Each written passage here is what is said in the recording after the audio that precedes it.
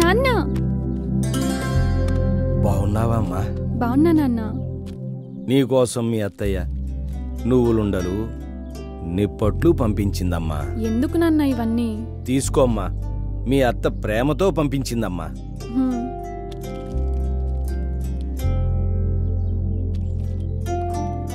మీ అన్నా చెల్లెలేనా స్వీట్లు తినేది?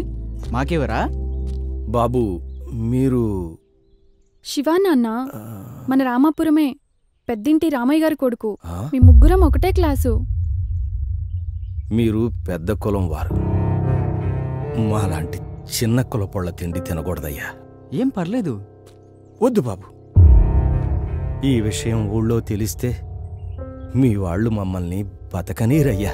అది మీ కాలం, ఇది మా కాలం. అయినా ఇది సిటీ, ఇక్కడ అవన్నీ ఉండవు. మేమంతా ఒక్కటే. అవును నాన్న, మేమంతా ఒక్కటే. ఇప్పుడు కాలం మారింది నాన్న. అంతేనంటావా అమ్మా?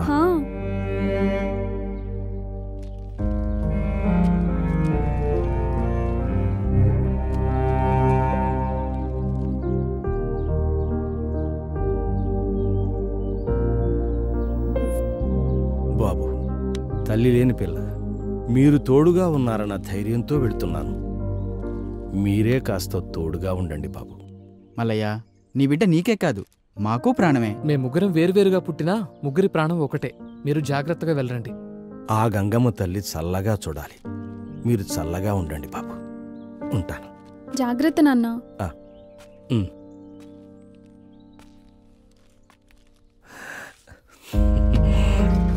బాయ్ నాన్న.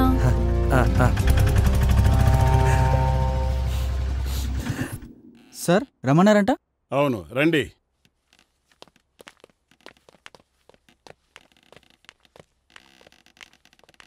He's Mister Anand Kumar from Australia.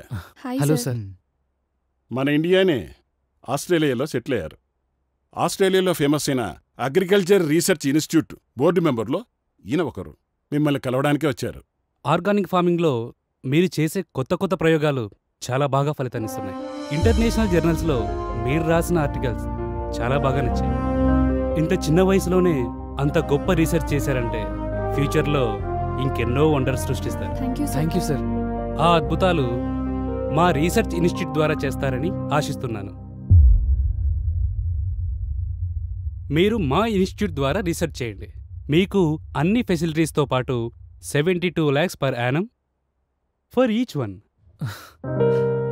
Thank you sir. Okay, all the best young boys.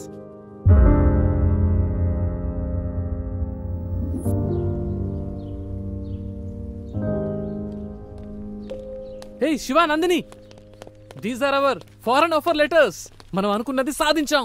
Yahoo, సాధించాంరా. ఏంట్రా, నేను ఇంత హ్యాపీ విషయం చెప్తుంటే ఇద్దరు డల్గా కూర్చున్నారు. మనకు ఆఫర్ లెటర్ వచ్చింది. లెట్స్ ఎంజాయ్ రా, ఎంజాయ్. రామ్, నువ్వు ఫారెన్ ఆఫర్స్ గురించి ఆలోచిస్తున్నావు, మేము మా ఊరి ఫార్మర్స్ గురించి ఆలోచిస్తున్నాం. అంటే ఇప్పుడు మీరిద్దరు ఊరెళ్ళి పంటలు పండించాలా? మన బ్యాచ్లో ఎవరికి దక్కని ఆఫర్ మనకు దక్కింది. మన ఫ్యూచర్ గురించి కూడా ఆలోచించండి రా. ఏంటి నందిని వీడు ఇంత పిచ్చిగా మాట్లాడుతున్నాడు? రామ్, మాకు మా ఊరే జీవితం. మా రైతే మాకు ముఖ్యం. మా ఊరి పంటల్ని బాగు చేసి మా రైతుల జీవితాలను మార్చడమే మా ధ్యేయం. అదే మాకు ఆనందం. అసలు మేము ఈ కోర్స్ చేసేదే మా రైతుల కోసం. ఓహో, ఇద్దరు ఒకే ఊరాళ్ళు కదా, ఒకే మాట మీద ఉన్నారు. చెప్పడానికి నేనెవరిని ఇంకా? రేయ్, నువ్వేం మాట్లాడుతావు నీకు తెలుసా? మరేంట్రా, మనమందరం ఫారెన్లో జాబ్ చేద్దాం అనుకున్నాం కదా. సరే, ఫారెన్ నుంచి వచ్చిన తర్వాత మీ ఊరికి వెళ్దాం. అప్పుడు నేను కూడా వస్తా. సారీరా, అప్పటికల్లా మా ఊర్లో ఎంతో మంది రైతులు ఆత్మహత్య చేసుకుంటారు. ఒక్క రైతు ఆత్మహత్య చేసుకుంటే కొంపలే మునిగిపోవు. రామ్, ఒక రైతు ఆత్మహత్య చేసుకుంటే ఏమవుతుంది అని ఆలోచిస్తున్నాం. కానీ ఆ రైతు చనిపోతే ఆ కుటుంబం మొత్తం రోడ్డున పడుతుంది. ఆ రైతు ఒకసారి పంట పండిస్తే సంవత్సరం పాటు 100 మంది తిండి తినొచ్చు. అయితే ఇప్పుడు ఏం చేయమంటారు? మేము ఊరెళ్దాం అనుకుంటున్నాం. ఊరు ఊరు ఊరు, ఎప్పుడు చూసినా ఊరు గురించేనా? అవునరా, మాకంటూ ఒక ఊరుంది కాబట్టి ఊరు గురించి ఆలోచిస్తున్నావు. నీదే ఊరని నీకే తెలీదు. అయినా అనాథాశ్రమంలో పెరిగినోడివి, నీకేం తెలుస్తుంది? అంటే ఇప్పుడు నేను ఎవరు లేని అనాథనని మీరిద్దరూ అంటున్నారు. రే రామ్, నేను అలా అనలేదురా. వద్దురా, నువ్వెలా అన్నావో నాకు అర్థమైంది. నేను మీలా ఆలోచించలేను. మీ ఇష్టం.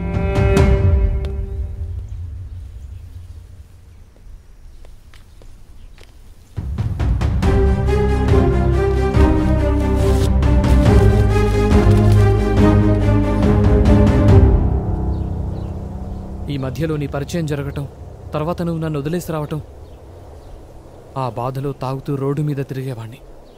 అలా అనుకోకుండా ఒకరోజు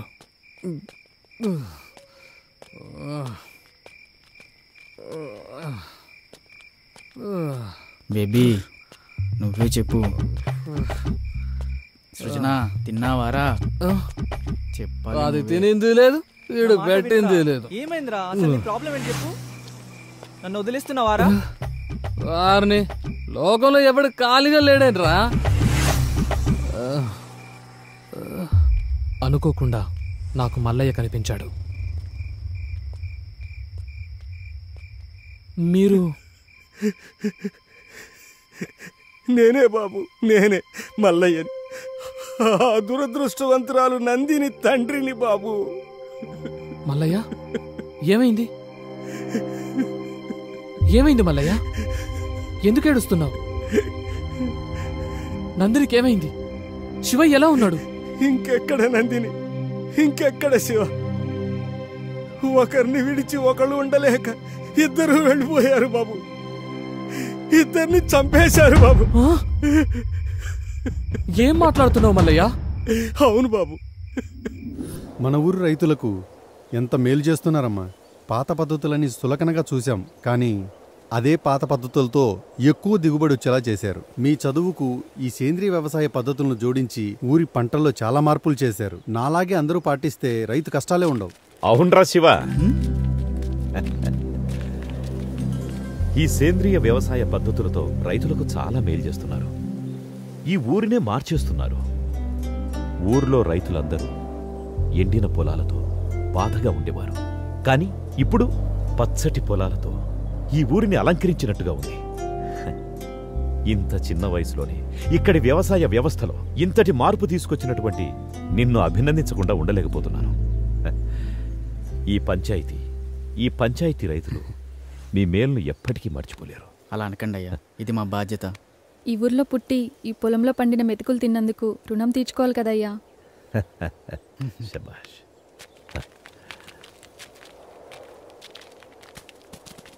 రే మల్లిగా. అయ్యా దండాలయ్యా. మంచి కూతురుని కన్నావురా. తల్లి లేని పిల్లైనా ఈ పల్లెకే తల్లయింది. అంతా మీదయ్యా.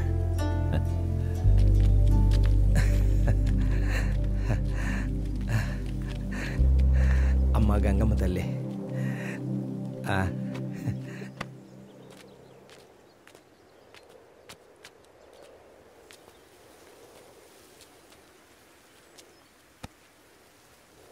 ఎప్పుడు ఈ ఆకులు పొలాలేనా? నా గురించి ఏమైనా పట్టించుకునేది ఉందా? ఇంతకన్నా ఇంకెలా చెప్పాలి రమ్మగడా? సచ్చినోడా కూచో. నా పైన ఏమన్నా దృష్టి పెట్టేది ఉందా లేదా? దృష్టి పెట్టి చాలాసేపు అయింది. వెళ్ళడానికి ఏ అడ్డు అప్పు ఉందో మరి లేదంటావా? లేదంటే లేదు, ఉందంటే ఉంది. లేదు, లాక్ చేసుకో. లాక్ చేస్తా.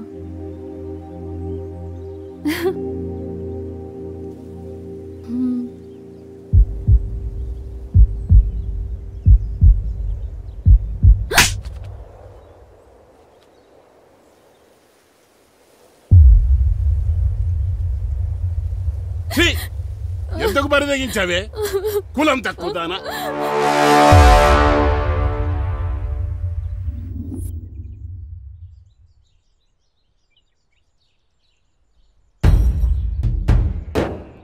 అయ్యా, ఇదే మా శివదాన్ని ఒళ్ళ వేసుకునేదయ్యా. వీళ్ళే దాన్ని ఉసుకొలిపినట్టు ఉన్నారు. కులం తక్కువ నా కొడుకులు. ఇదిగో మాటలు జాగ్రత్తగా రాని. కులంలో నీకన్నా తక్కువడమే కాని గుణంలో నీకన్నా గొప్పడమే. అంత గొప్ప గుణం ఉండేదైతే మా వానెందుకు ఒళ్ళ వేసుకుంది? మీవాడే మా పిల్లనకాలు తిరిగాడు. పిల్లను పెంచుకోనికి చేతగాక ఊరి మీద వదిలేసినోడివి మళ్ళీ మాట్లాడుతున్నావు. ఇదిగో రామిగా మాటలు జాగ్రత్తగా రాని. ఏంద్రా జాగ్రత్త? నువ్వు మాట్లాడి నన్ను అంటున్నావు. ఇందులో మీవాడు తప్పు ఉంది. ఒరే మల్లిగా, మావాడి తప్పే ఉంటే నా తల తీసుకుంటా, అంతేగాని మీ పిల్లల తప్పుడు పనులు చేసేవాళ్ళం కాదు. మాది మర్యాద ఉన్న కుటుంబం. అంటే మాకు మర్యాద తెలీదా? మేము ఇచ్చే మర్యాద వల్లే మీకు గౌరవం పెరుగుతుందిరా. ఏందిరా రేగి ఎక్కువగా? నాలుకలు తెగిపోతాయి. ఇది పంచాయతీ సరిపోయింది, లేకపోతాను. మీ కులం వాళ్ళందరూ ఒకటైతే మా కులం వాళ్ళందరూ ఒకటైతాం.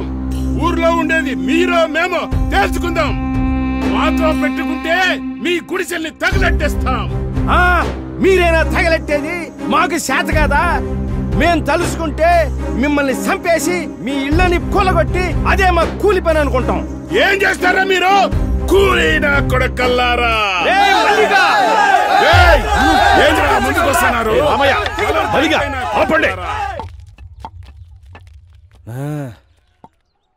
రే రామిగా, రే మలిగా, ఇప్పుడు ఏమంటారా?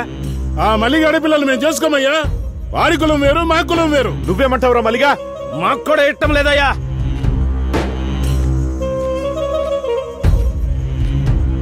చూడు శివ, చూడమ్మ నందిని, మీ ప్రేమ వ్యవహారం వల్ల ఊరే తగలబడేటట్టుంది. అలా జరగడానికి ఒక సర్పంచ్గా నేను ఒప్పుకోను.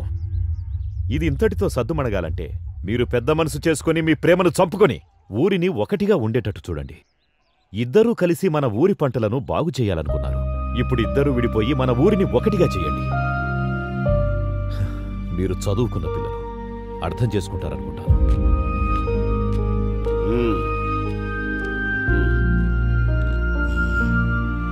రారా పదం. ఇక అయ్యగారు చెప్పిన మాట కట్టుబడి ఉండు. రామ్మా.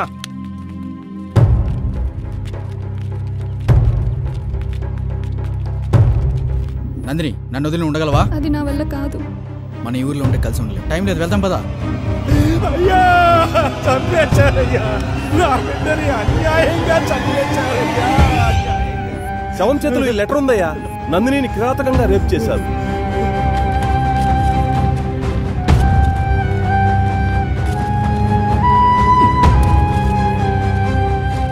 రే మల్లిగా, రే మల్లిగా. అయ్యా, ఏం చేస్తున్నావురా? తప్పైపోయిందయ్యా. ఒరే మల్లిగా, చూడు, ఒక మాట చెప్తాను, ఏమనుకోకు. కూతురుపోయిన దుఃఖంలో నువ్వేం చేస్తున్నావో నీకే తెలియట్లేదు. ఈ స్థితిలో నువ్వు పనిచేయడం అంత మంచిది కాదు. అయ్యా, ఏమరుపాటుగా పనిచేస్తే వ్యవసాయంలో పొట్టపోసే పనిముట్లే ప్రాణాలు తీస్తాయి. నువ్వు కొన్ని రోజులు విశ్రాంతి తీసుకోవడమే మంచిది. ఇదిగో ఈ డబ్బులుంచు. పని చేస్తే ఇవ్వాల్సిన కూలి డబ్బు జాలితో ఇస్తున్నారా అయ్యా? అది కాదురా. వద్దయ్యా, నాకు ఈ డబ్బు వద్దయ్యా. వద్దు. ఒరే మల్లిగా, మల్లిగా. పాపం కూతుర్లేని మల్లయ్య ఎట్టా బతుకుతాడో ఏమో. అవునే, ఆ శివగాడు పట్నంలోని స్నేహితులను నమ్మి మల్లయ్య కూతురు గొంతు కోశాడు. నా బిడ్డ నాకు కాకుండా చేసి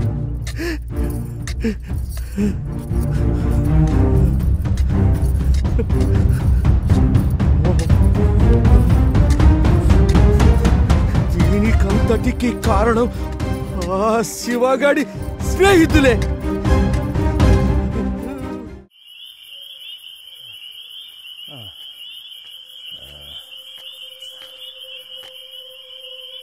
నా కూతురిని చంపారన్న పగతో మిమ్మల్ని చంపాలని పొలంలో వస్తుంటే చావు బతుకుల మధ్య శివ పడున్నాడు బాబు.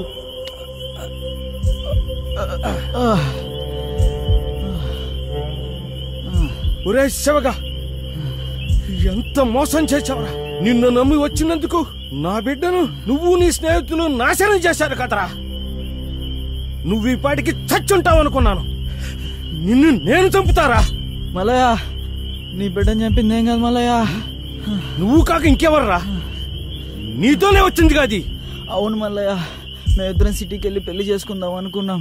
నందిని, రామ్ మనల్ని క్షమిస్తాడంటావా? ఏమయ్యా పిఎస్, లంకేష్ ని బానే కాకాపడుతున్నావు. వాళ్ళ ఆయన రిటైర్డ్ అయినాక ఆ సర్పంచ్ పదవి ఎందే కదా, తగులుకుంటే అతుక్కొని ఉంటుందని. లంకేష్, ఓసారి అటు చూడు, శివానందిని ఉన్నట్టున్నారే. ఈ టైంలో వీళ్ళు ఇక్కడేంటి? ఏం కాదులే శివ, రామ్ మనల్ని క్షమిస్తాడు. వాడు మనల్ని చూస్తేనే కరిగిపోతాడు.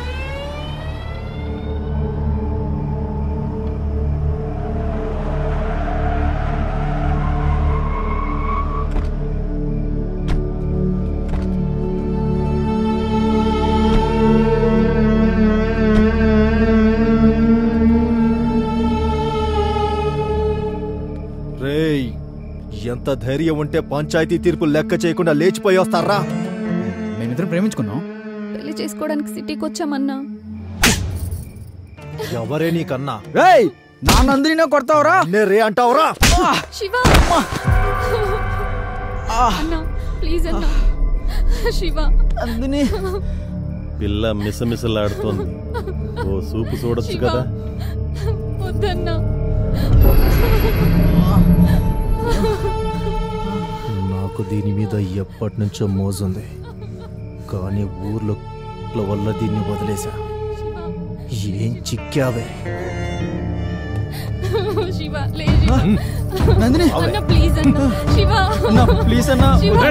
నందిని అంటారు. నందిని అన్నా వదిలేండి అన్నా. శివ శివ రంగేష్ అన్నా నేను అన్నా ప్లీజ్ అన్నా. అన్నా ప్లీజ్ అన్నా.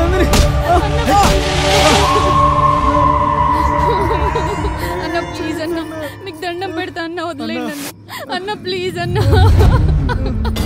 అన్న వదిలేండి అన్న ప్లీజ్ అన్న. అన్న మీకు దండం పెడతా వదిలేండి అన్న. దున్నుకోవడానికి వచ్చినోడికి దండం పెట్టకూడదే. అన్న నీకు దండం పెడతా అన్న ప్లీజ్ అన్న. శివ ఇక్కడ వీడి పని అయిపోయింది. అక్కడ నువ్వు దాని పని చూసుకో. అన్న వదిలే.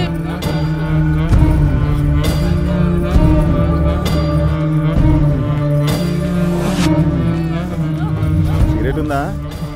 లంకేశుడు బాగా ఇవ్వు.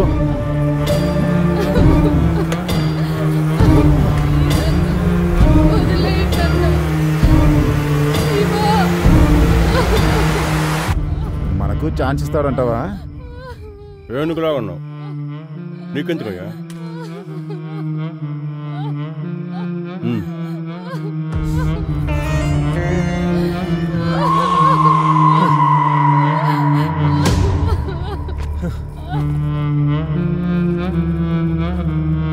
అసలే షుగర్ పేషెంట్. సెక్రటరీ సిగరెట్ ఇవ్వు.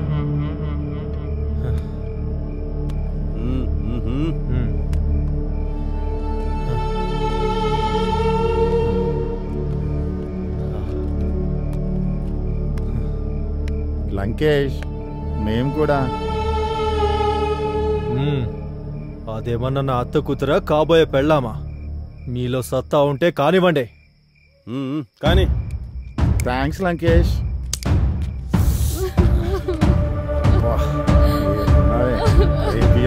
లాగా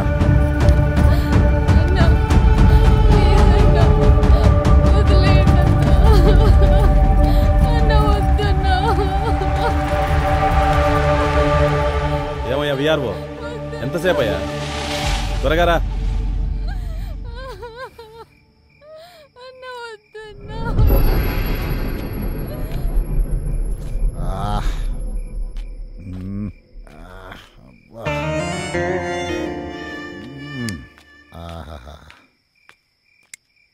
ఏమయ్యా బాగైందా? ఏముంది పిఎస్, అరేబియన్ గుర్రం లాగా భలే ఉంది.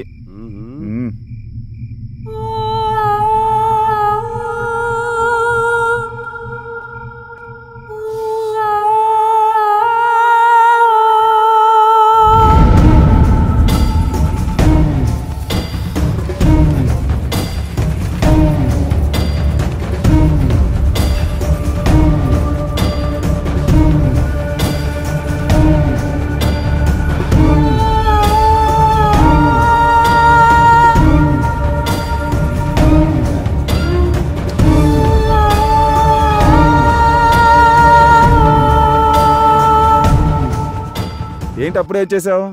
బ్యాటరీ డౌన్ అయిందా లేక బాడీ బోర్కి వచ్చేసిందా?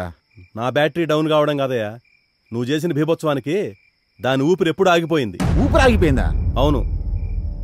మరి ఊరికే వదిలేసావా? దాని ఊపిరి ఆగిపోయిందని ఊరికి వదిలేస్తానా?